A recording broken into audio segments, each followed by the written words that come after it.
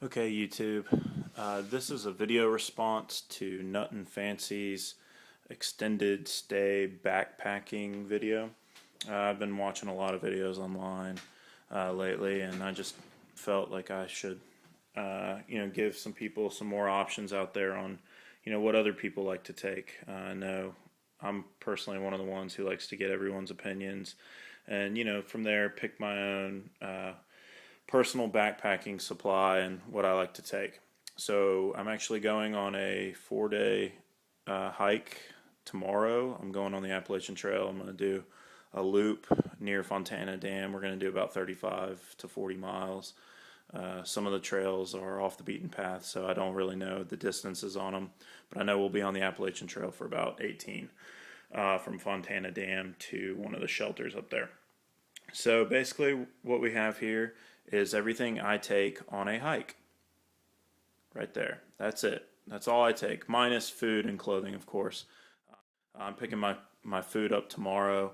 I ordered it from packetgourmet.com. It's basically freeze-dried and dehydrated food. If you guys have ever heard of it, you know it. And if you haven't, check it out, packetgourmet.com. It's the best trail food I've ever had in my entire life. And it's super easy, one pot meals. You just boil water and add it. And some of the ones you don't even have to boil water. You just add cold water. Like chicken salad is one of the meals, and it's freaking awesome.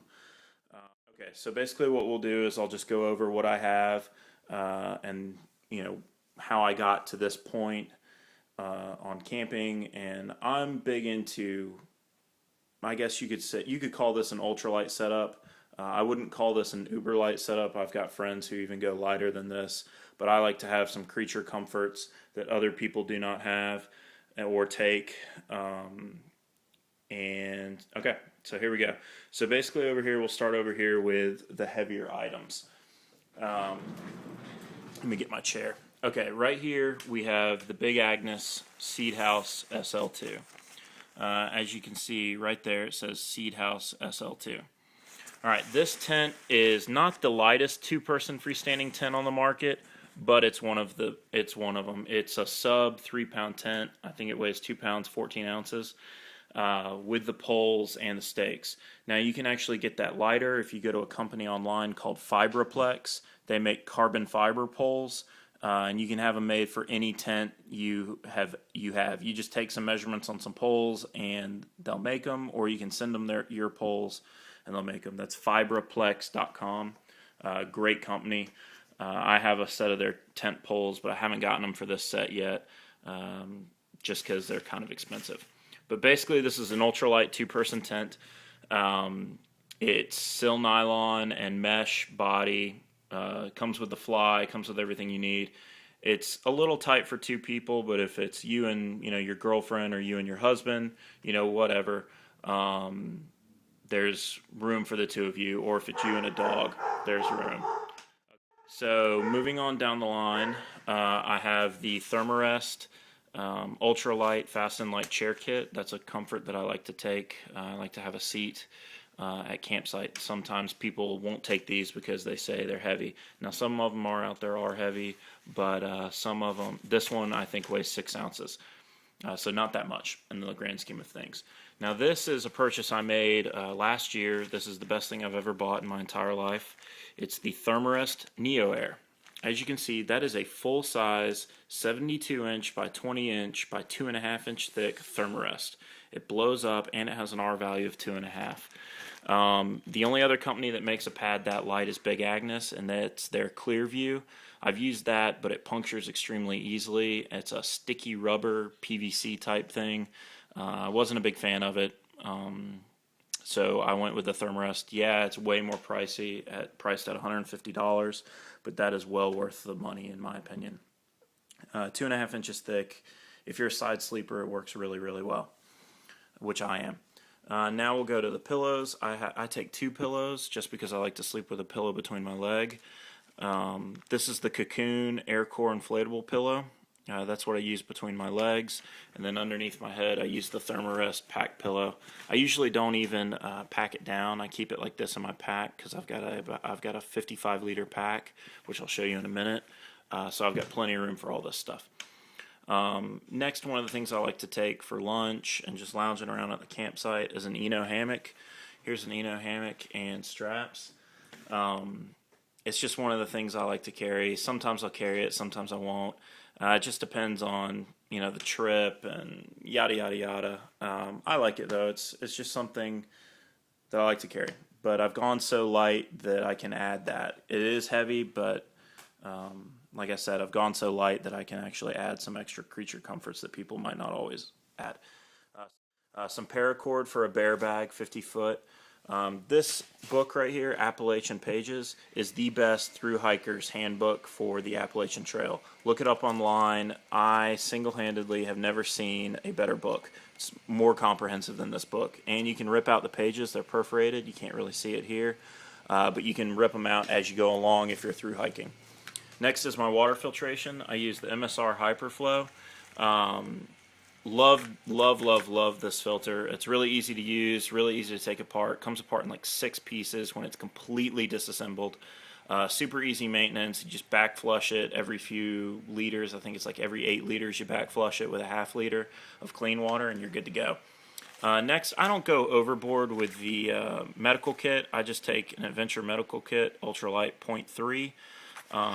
I've added some stuff in here like ibuprofen, some extra alcohol wipes, maybe some diarrhea medicine and stuff like that just in case. But nothing big, nothing real big. It's got some gauze, some pads, some moleskin, that kind of stuff. This is a field repair kit. It's the, if you can see that, you can't really focus in there. It's the McNet field repair kit. What I like about this kit is it's expandable, like that. It's like a screw top, so you can add more stuff in there if you want, which is a really nice feature of it, and it also makes it waterproof.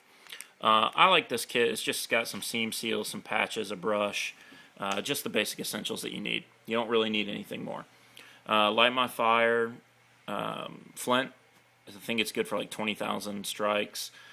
Take some antibacterial wipes that I wipe down my body at night with. Just to get the funk off of me. This is a C-line semi-waterproof, water-resistant case that I usually put my phone in. I always carry a cell phone with me, but I keep it off. That's for emergency purposes. That's something I think everyone should take, as a cell phone or a locator beacon or something like that. Moving down the line, Swiss Army watch, Snow Peak, titanium fork and spoon combo. They also have one that comes with a knife, but I don't need the knife because I carry a knife. So that's just something cheap and easy and light that I like to take. Here's the knife I take. I take a fixed blade with a sheath knife. I only take this one knife. I don't take a pocket knife and a backup knife. Don't worry about all this backup crap. You know, the Boy Scouts like to say, be prepared. This is a be prepared kit. I've actually gone to Boy Scouts troops and given them this spiel before, as I used to work in the outdoor industry. So this, you know, so I've got some. I would call myself an expert on this. Next is the Sea to Summit iPood pocket trowel. It just folds up into this pack. That's what I take. It's aluminum, so it's sturdy. That's the only trowel I take, and it's light. These are my REI rain pants. Platypus bottle for drinking water at camp. It's easier than lugging around your big bladder, and it's super light. This is a Sea to Summit pack cover. Still nylon pack cover. MSR titanium Titan kettle. I pretty much only boil water or make soup or something like that in it. It's good, and it nests together with your fuel and your stove. Right now I don't have my stove out here. I usually have an MSR pocket rocket, but my buddy is bringing his stove that I'm going camping with this weekend, so that's why I'm not taking that. Here's some fire starter. These things are called lightning bugs. I really like these. They're quick and easy to start a fire if you don't have enough tinder to start a fire. Next is the Camelback 100-ounce reservoir. This is my pack. It's a Mountain Hardwear Super Scrambler. It's a flexible internal frame pack. It's super light, super comfortable. It's almost 60 liters, I think. I think it's like the large size is 58 liters maybe. I really like it a lot. Next is my Rudy Project Zion tactical sunglasses. I got these for shooting, and the transition lenses or the photochromatic, whatever you want to call them, lenses work really, really well in the outdoors. Last but not least is one of my favorite love-hate items. It is the Mountain Hardwear Phantom 45 sleeping bag. I take a 45 sleeping bag. There's no sense in taking a 0-degree sleeping bag when you're going to, be out in the woods. I mean, unless it's going to get 0 degrees, don't take a 0-degree bag. Even in the wintertime, yeah, I live in the southeast, but I go usually as far north as Virginia, and I'll take this Phantom 45, and then let me get it real quick. And then I take a Sea to Summit Thermolight Reactor sleeping bag liner. This adds 15 degrees to your bag. And then I might sleep in like thermal underwear. I only take one pair in the winter time, long johns and a top, and then you're plenty warm. They actually have a new one of these that adds 25 degrees to your bag. I mean, that's taking a summer bag and turning it into a 4-season bag. Plus, this and this sleeping bag weigh less than most down sleeping bags that are 0 degrees. And it's kind of ridiculous. So why not take something like that? And it saves you money too. So there you go. Hope you guys enjoyed it. Have a great night.